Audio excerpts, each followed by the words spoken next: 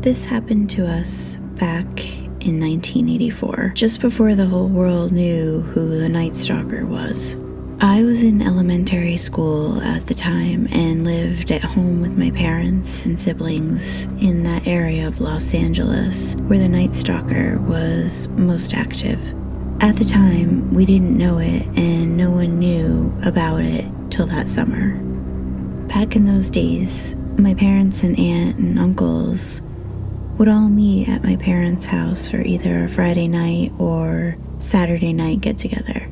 Most of the time, our parents would all go out and leave us kids at home. They would order pizza, let us make popcorn, and drink sodas. A pretty big deal for us kids.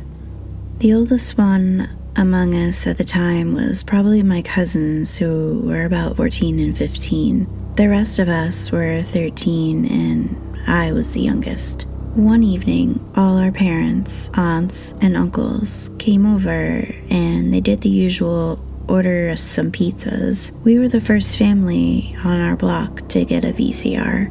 So us kids were to stay at home alone, and my cousin rented 2 movies. I think it was something like Halloween or Evil Dead, but that was the thing to do, was to rent scary movies, turn off all the lights in the house, and watch it in the dark.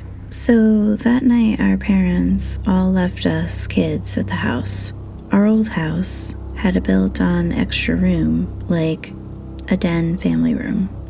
We had the old popcorn machine that used hot air to make popcorn, and the pizza and the sodas were all there. Since there were so many of us, a lot of us younger kids got kicked off the sofa, love seat, and recliner chairs to be left to sit on the floor. That room had a long sliding glass door that led to the patio outside. As the night went on, our older cousins played tricks on us, typical things to scare us younger kids when we were sitting in the dark watching scary movies, munching on popcorn.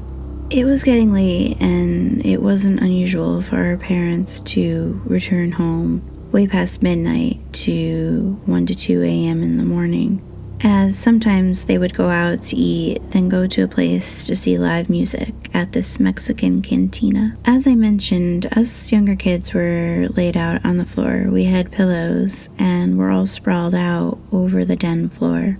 My sister was sitting up against the sliding glass door. That sliding glass door had the typical floor-to-ceiling 80s-style curtains.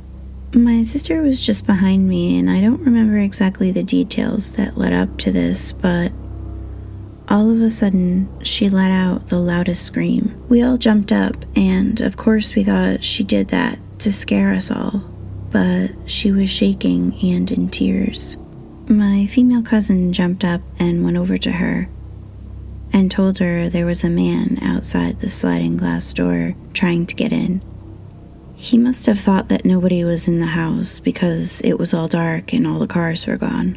Everyone immediately jumped up, and I remember we went around, turning all the lights on in the house.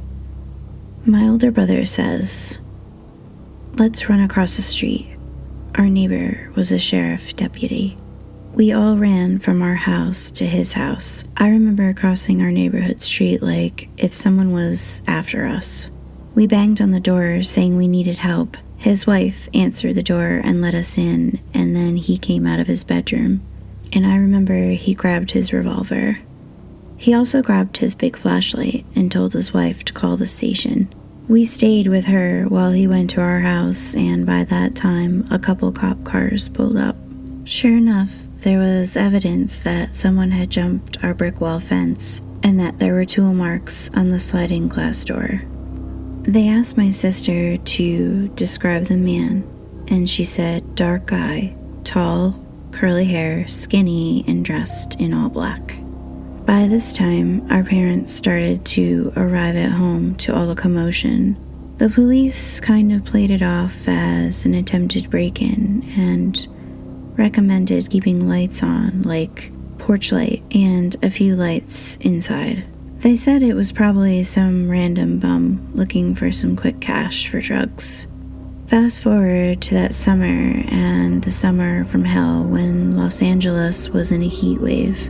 And it was the summer of the Night Stalker. He ended up killing a neighbor of my mom's friend from church. To this day, I wonder if it was the Night Stalker who tried to break into our house.